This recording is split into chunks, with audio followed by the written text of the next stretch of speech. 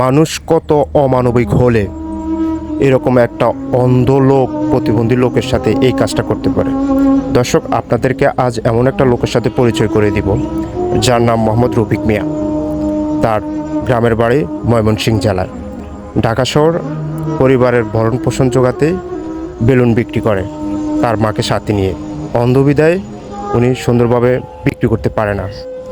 এই প্রতিবন্ধীর উপরেই মাঝে মাঝে পুলিশরা এসে হানা দেয়, হয়তো বেলুন ফুটিয়ে দেয়, না হলে তাকে ধাক্কা দিয়ে ফেলে দেওয়া হয়। তোমার নাম কি? রফিক। তোমার নাম রফিক? দেশের বাড়ি কোন জায়গায়? ময়মনসিংহ। ময়মনসিংহ। আচ্ছা, তুমি এই ব্যবসা কতদিন যাবত করতেছো? করতেছি মনে আমার বাপ লইছে মনে প্রায় 2 বছরের লাইন। আমার বাপ লইছে মানে 2 বছরের লাইন। উনি কি তোমার আপু? হ্যাঁ। তোমার আপু? আচ্ছা আচ্ছা। এটা উনি কি আপনার বড় ছেলে? না, সবার শুরু। পরিবারে আর কেউ নয় উপার্জন করার মতো? না, আমি আর বুড়া আছি। হ্যাঁ, আমি আর বুড়া আইসার আর লই কাট টাকাই। এই কেউ নাই না? আচ্ছা, আপনার হাজবেন্ড কি করে? আমি আইসার লগে তাই চোখের সমস্যা লগে তাই কাজ করতে পারি না।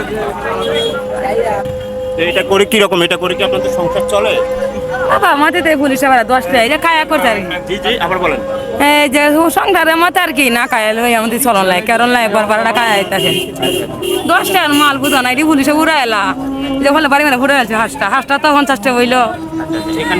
এখানে কি প্রশাসন কোনো আপনাদের ডিস্টার্ব করে বা সমস্যা? হ্যাঁ, পুলিশে করে যে ধরে সারা ধাক্কা মারে বাদে যে বাড়ি মারে, এই যে হাবনাগা এমন কষ্ট করে মাল বেশি বাহু।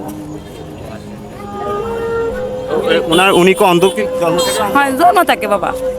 হওয়া লাগে দেখে নালে লোক লোক তাই মাল দি বেশি আর দূরে কাটে আমি মাল দিতে এরকম হাজারো রফিক ছড়িয়ে ছিটিয়ে আছে আমাদের পুরো বাংলাদেশে। আমাদের একটু সহযোগিতাই পারে তাদেরকে একটু ভালো রাখতে, অথচ আমরা সহযোগিতা না করেই তাদের উপর আরও অমানবিক অত্যাচার করে থাকি। দর্শক, আপনারা যে যেখান থেকে ভিডিওটা দেখছেন সবাই অবশ্যই লাইক, কমেন্ট এবং শেয়ার করে দিন। আসুন আমরা মানবতার পক্ষে দাঁড়াই, মানুষের পাশে দাঁড়াই। আজকের মতো বিদায় নিচ্ছি। আল্লাহ হাফেজ।